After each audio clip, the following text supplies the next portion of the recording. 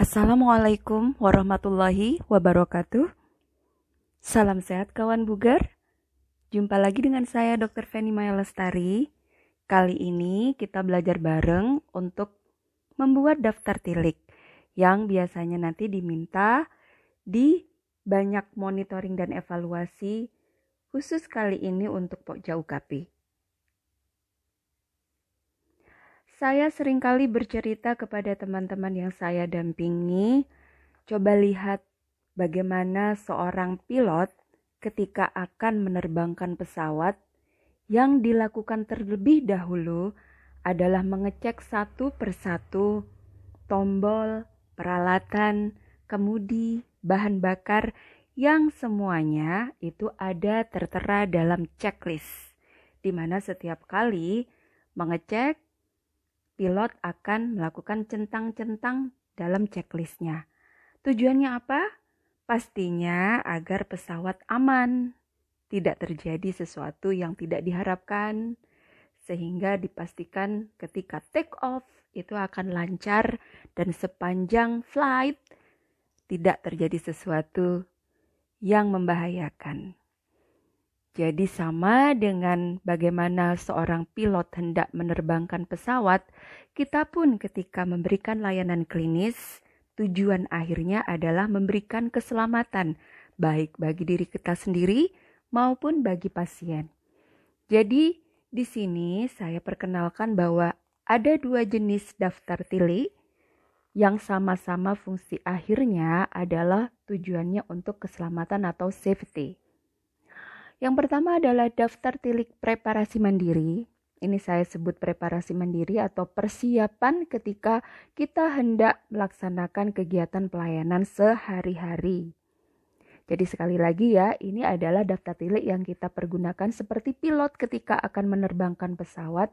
Begitupun juga kita ketika hendak membuka layanan di unit kita masing-masing, kita menggunakan daftar tilik ini. Jadi semacam reminder atau pengingat agar segala sesuatunya ready. Jadi seperti contohnya di ruang tindakan atau di ruang operasi, itu ada yang namanya checklist protokol pra-anestesi atau checklist time out anestesi dan pembedahan. Untuk yang kedua, daftar tilik. Yang kedua adalah daftar tilik monitoring, di mana daftar tilik ini dipergunakan oleh para koordinator atau penanggung jawab untuk menilai para pelaksana unit layanan. Jadi contohnya adalah untuk menilai kepatuhan terhadap prosedur, kemudian kesesuaian jadwal kegiatan atau jadwal pelayanan, dan ketertiban uraian tugas. Di mana daftar tilik monitoring ini sekali lagi ya, dilakukan oleh para penanggung jawab upaya kesehatan kepada para pelaksana. Sedangkan daftar tilik preparasi mandiri ini dipergunakan oleh para pelaksana untuk tujuan memastikan semuanya ready dalam pelayanan. Oke, langsung saya berikan contoh untuk daftar tilik mandiri seperti di unit gawat darurat.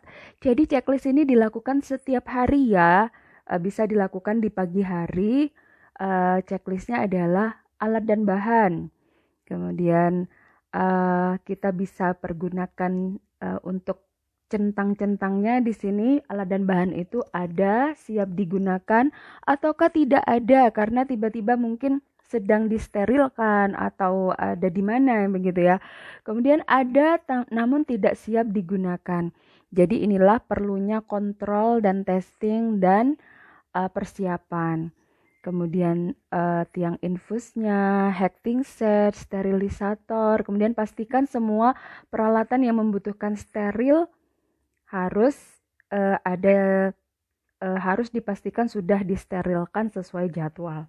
Kemudian BHP, bahan habis pakai juga tersedia, sehingga ketika kita sedang melakukan pelayanan gawat darurat itu ready semuanya. Ketika pasang infus semuanya ready, tidak tiba-tiba sudah menusukkan jarum ke vena dari pasien, kelupaan ini plesternya belum ready, belum siap. Nah, masih menunggu plesternya dulu. Nah, itu hal-hal yang justru nanti bisa menimbulkan KTD ya, kejadian tidak diharapkan. Ini contoh untuk UGD.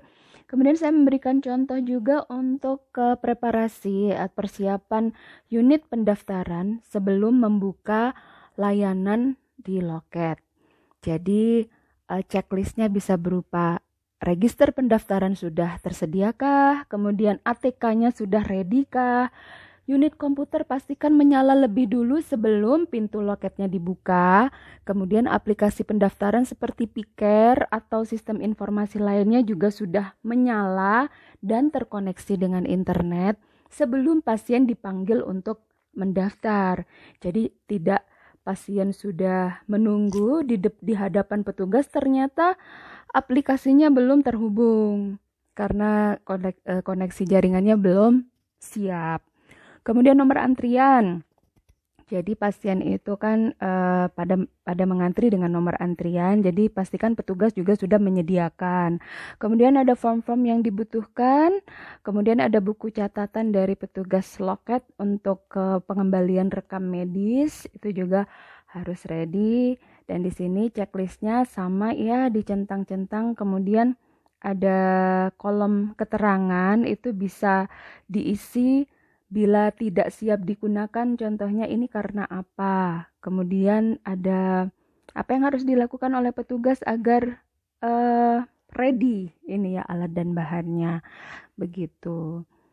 Kemudian selanjutnya daftar tilik monitoring. Jadi yang tadi saya sebutkan bahwa monitoring ini adalah untuk menilai kinerja dari pelaksana unit layanan, dan yang menilai adalah para PJ atau koordinator. Jadi ini contohnya daftar tilik monitoring itu adalah untuk kepatuhan prosedur. Saya contohkan di sini prosedur triase. Jadi langkah-langkah itu yang ada di SOP bisa dikopas, dimasukkan ke daftar tilik, kemudian kita tinggal mencentang dilakukan atau tidak dilakukan.